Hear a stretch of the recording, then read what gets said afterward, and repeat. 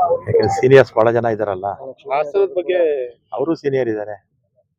ಹಾಸನಕ್ಕೂ ಸಚಿವ ಸ್ಥಾನ ಸಿಗ್ಲಿ ಅನ್ನುವಂಥದ್ದು ಒತ್ತಾಯ ಸಾಕಷ್ಟು ಎಲ್ಲಾ ಕೇಳಿ ಜಿಲ್ಲೆಗಳಿಗೂ ಸಿಗಬೇಕು ಅಂತ ನಾನು ಹೇಳ್ತೀನಿ ಅಲ್ವಾ. ಅಷ್ಟೊಂದು ಇಲ್ವಲ್ಲ ಸರ್ ಸಚಿವ ಸ್ಥಾನ? 33 ಇದೆ ಎಲ್ಲ ಜಿಲ್ಲೆಗಳಿಗೂ. ಸರ್, ಈಗ ಗ್ಯಾರಂಟಿ ಯೋಜನೆಗಳಿಗೆ ಜಾತಿ ಪ್ರಮಾಣ ಪತ್ರ ಕೇಳ್ತಾ ಇರುವಂತದ್ದು, ಜೊತೆಗೆ ಏನು ನಿರಂತ ಇದಕ್ಕೆ ಜಾತಿ ಪ್ರಮಾಣ ದುರುಪಯೋಗ ಆಗ್ಬಾರ್ದು ಅಂತ ಆ ರೀತಿ ಹೇಳ್ತಾ ಇದ್ದಾರೆ ಅಷ್ಟೇ. ಕೆಲವರು ಎಷ್ಟೋ ಜನ ತೀರೋಗಿರ್ತಾರೆ ಅಂತವ್ರೆಲ್ಲ ತಗೊಳ್ತಾ ಇದ್ದಾರೆ. ಈಗ ಒಂದು ಕ್ಲಾರಿಟಿ ಇರ್ಬೇಕಲ್ಲ, ಕ್ಲಾರಿಟಿ ಇರ್ಬೇಕು. ಕ್ಲಾರಿಟಿ ಮೇಕೆದಾಟು ಯೋಜನೆ ಕೆಲವು ಪ್ರಮುಖ ಮೇಕೆದಾಟು ಯೋಜನೆ DPR ರೆಡಿ ಆಗಿದೆ.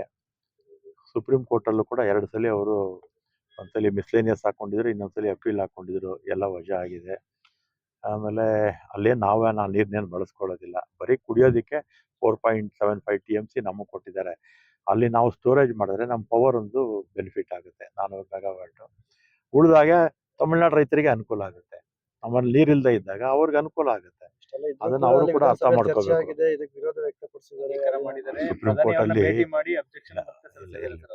ಸುಪ್ರೀಂ ಕೋರ್ಟ್ ಅಲ್ಲಿ ಮಿಸ್ಲೇಷನ್ ಹಾಕಿದ್ರು, ಫಸ್ಟ್ ವಜಾ ಆಯ್ತು. ಆಮೇಲೆ ಅದ್ರ ಮೇಲೆ ಅಪೀಲ್ ಹೋದ್ರು, ಅದು ವಜಾ ಆಯ್ತು. ಆಮೇಲೆ ನಾವು ಸ್ಟೋರೇಜ್ ಮಾಡಿದ್ರೆ ಅವ್ರಿಗೆ ಬೆನಿಫಿಟ್, ನಮಗೆ ಪವರ್ ಸಿಗುತ್ತೆ, ಬೆಂಗಳೂರು ನೀರು ಸಿಗುತ್ತೆ 4.75 TMC.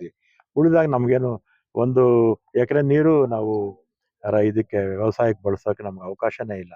ಡೆಡ್ ಎಂಡ್ ಕೊನೆಯಲ್ಲಿ ಇರೋದು ಆ ಡ್ಯಾಮ್, ಅದು ಕಟ್ಟಿದ್ರೆ ನಾವು ಕಾನೂನಾತ್ಮಕವಾಗಿ ಹೇಳ್ಕೊಂಡು ಹೋಗ್ತೀವಿ ಸರ್. ನೀವು ನಿಮ್ಮ ಮಿತ್ರ ಪಕ್ಷ ಇದ್ದೀರಿ ತಮಿಳ್ನಾಡಲ್ಲಿ, ನೀವೇ ಮನವೊಲಿಸುವಂತ ಪ್ರಯತ್ನಗಳಾಗುತ್ತಾ? ಮಿತ್ರ ಪಕ್ಷ ಬಿಜೆಪಿಗೆ NDMK ಎಲ್ಲ ಮಿತ್ರ ಪಕ್ಷ ಇತ್ತಲ್ಲ ಹಿಂದೆ, ನಮ್ಗೆ ಎಲ್ಲರೂ ಮಿತ್ರರೇ. ಸರ್, ಎತ್ತಿನಹೊಳೆ ಯೋಜನೆದು ಆಲೂರು ಭಾಗದಲ್ಲೇ ಈಗಾಗಲೇ ಕೆಲವು ಸಿಮೆಂಟ್ ನಾಲೆ ಎಲ್ಲ ಕುಸ್ಕೊಂಡು ಬಿಡೋ ಇದೆ, ಅದ್ರ ಬಗ್ಗೆ ತಮ್ಮ ಗಮನಕ್ಕೆ ಹೇಳ್ತೀನಿ. ಆತರ ಏನಾಗಿದ್ರೆ ಇಲ್ಲೇ ಚೀಫ್ ಇಂಜಿನಿಯರ್ ಹೇಳ್ತಾರೆ. ಏನಿಲ್ವೇನಪ್ಪ, ಏನಾಯ್ದ್ರೆ ಇದ್ರೆ ಮಾಡ್ತಾನೆ. ಏನಾದ್ರೆ ಕಳಪೆ ಆಗಿದ್ರೆ ಆಕ್ಷನ್ ತಗೊಳಕ್ ಹೇಳ್ತೀನಿ. ಹೇಳ್ತೀನಿ, ಮಾತಾಡ್ತೀನಿ. ಯಾರಾದ್ರೂ ಕಳಪೆ ಕೆಲಸ ಮಾಡಿದ್ರೆ ಅವ್ರ ಮೇಲೆ ಆಕ್ಷನ್ ತಗೊಳಕ್ಕೂ ಹೇಳ್ತೀನಿ. ಸರ್ಕಾರದ ಖಜಾನೆ ಖಾಲಿ ಆಗಿದೆ, ಹಂಗಾಗಿ ಗ್ಯಾರಂಟಿ ಯೋಜನೆ ಖಾಲಿ ಮುಂದಾಗಿದೆ ಅಂತ ಹೇಳಿ ಇದೇ ಕಾರಣಕ್ಕಾಗಿ ಟ್ವೀಟ್ ಮಾಡಿದ್ದಾರೆ. ಆರ್ ಅಶೋಕ್ ಅವರು ಮನೆಗೆ ಏನ್ ಭೇಟಿ ಕೊಡ್ತಾ ಇದ್ದಾರೆ, ಮನೆ ಭೇಟಿ ಈಗ ಪರಿಷ್ಕರಣೆ ಅಂತ ಅವರು ವಿಪಕ್ಷದಲ್ಲಿದ್ದಾರೆ, ಅದರಿಂದ ಆ ರೀತಿ ಮಾತಾಡ್ತಾರೆ. ಇವತ್ತು ಬಿಜೆಪಿ ಸರ್ಕಾರಗಳು ಎಲ್ಲಿ ಆಂಧ್ರದಲ್ಲಿ ಅವ್ರದ್ದು ಅಲಿಯನ್ಸು ಅಲ್ವಾ, ಮಹಾರಾಷ್ಟ್ರದಲ್ಲಿ, ರಾಜಸ್ಥಾನಲ್ಲಿ, ಡೆಲ್ಲಿನಲ್ಲಿ, ವೆಸ್ಟ್ ಬೆಂಗಾಲಲ್ಲಿ ಅವರು ಕೊಟ್ಟಿಲ್ವಾ? ಈ ಕೇಂದ್ರ ಸರ್ಕಾರ, ನರೇಂದ್ರ ಮೋದಿ ಅವರ ಸರ್ಕಾರ ಸ್ವಾತಂತ್ರ್ಯ ಬಂದಾಗ್ಲಿಂದಲೂ ಕೂಡ ಮನಮೋಹನ್ ಸಿಂಗ್ ಅವರು ಇಳಿಯೋವರೆಗೂ 67 ವರ್ಷದಲ್ಲಿ 53,10,00,000 ಕೋಟಿ ಸಾಲ ಇತ್ತು.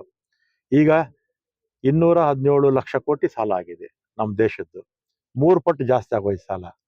ಅಶೋಕ್ ಅವರು ಅದ್ರ ಬಗ್ಗೆನೂ ಮಾತಾಡ್ಲಿ, ಅವರು ಕೊಡ್ತಾ ಇದಾರಲ್ಲ.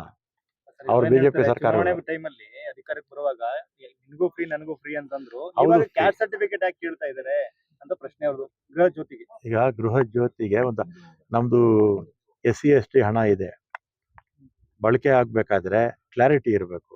ಆ ಹಣನ ಬೇರೆಯವರಿಗೆ ನಾವು ಬಳಸಕ್ ಬರೋದಿಲ್ಲ. ಆ ಕ್ಲಾರಿಟಿ ಇರ್ಲಿ ಅಂತ ಕೇಳ್ತಾರೆ. ತಪ್ಪೇನಿದೆ ಅದರಲ್ಲಿ?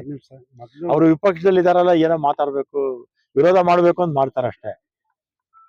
ಗ್ಯಾರಂಟಿ ಸಂದರ್ಭದಲ್ಲಿ ಆತರ SC STಗೆ ಈ ಹಣನೂ ಸಹ ವಿನಿಯೋಗ ಆಗುತ್ತೆ ಅಂತ ಎಲ್ಲಿ ಇರ್ಲಿಲ್ಲ, ನಿಬಂಧನೆಗಳಿರಲಿಲ್ಲ. ಈ ಹೊಸ ನಿಬಂಧನೆ ಸೃಷ್ಟಿ ಆಗ್ತಿದೆ. ನೀವು ಕ್ಯಾಸ್ಟ್ ಸರ್ಟಿಫಿಕೇಟ್ ತಾಳ್ತಿದ್ದೀರಿ, ಬಜೆಟ್ ಮಾಡಿಸ್ತಾರೆ, ಎಲ್ಲ ಒಟ್ಟಿ ಸೇರ್ತಾನೆ ಬಜೆಟ್ ಮಾಡ್ತಾರೆ ಸರ್. ಗ್ಯಾರಂಟಿಗಳಿಗೆ ಯೋಜನೆಗಳು ಎಲ್ಲರಿಗೂ ಧನ್ಯವಾದನಪ್ಪ. 9.5-9.6 TMC ನೀರು ಬಿಡಬೇಕಾಗಿತ್ತು ತಮಿಳ್ನಾಡಿಗೆ. ಆ ನೀರು ಈಗ ಕೇಳ್ತಾ ಇದ್ದಾರೆ sir Tamil Nadu. Kaveri water management authority ಇದೆ, ಅವ್ರು ತೀರ್ಮಾನ ಮಾಡ್ತಾರೆ. ನಮ್ಮಲ್ಲಿ ನೀರಿನ ಲಭ್ಯತೆ ನೋಡಿಕೊಂಡು, ಕುಡಿಯೋ ನೀರಿಗೆ ಎಷ್ಟು ಬೇಕು ನೋಡಿಕೊಂಡು ಅಥಾರಿಟಿಯವರು ತೀರ್ಮಾನ ಮಾಡ್ತಾರೆ. ಪ್ರತಿ ತಿಂಗಳು ಇಷ್ಟು ಬಿಡಬೇಕು ಅಂತ ಏನಿದೆ, ಅದ್ರ ಪ್ರಕಾರ ಅವ್ರು ಕೇಳ್ತಾರೆ. ಜೂನ್ ತಿಂಗಳಲ್ಲಿ 9 TMC ನೀರು ಬಿಡಬೇಕಾಗಿತ್ತು, ಈಗ ಬಿಡಿ ಅಂತಾರೆ.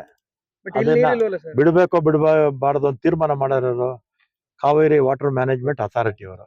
ಅವ್ರು ತೀರ್ಮಾನ ಮಾಡ್ತಾರೆ. ನೀರಿದ್ರೆ ಬಿಡಿ ಅಂತಾರೆ, ಇಲ್ಲ ಅಂದ್ರೆ ಮಳೆ ಬರೋವರು ಕಾಯಿರಿ ಅಂತ ಹೇಳ್ತಾರೆ. ಮುಂಗಾರು ಇಲ್ಲ ಸರ್, ತಮಗೆ ಗೊತ್ತಿದೆ. ಈ ತರ ಒಂದ್ ರೀತಿ ಕ್ರೈಸಿಸ್ ಶುರು ಆಗ್ತದೆ, ಹೇಗ್ ಮ್ಯಾನೇಜ್ ಮಾಡ್ತೀರಿ ಅಂತ ನೋಡೋಣ. ಬೇಗ ಮಳೆ ಬಂದು ಬೇಗ ಡ್ಯಾಮ್ಸ್ ಎಲ್ಲ ತುಂಬಿಡ್ಲಿ ಎಲ್ಲರಿಗೂ.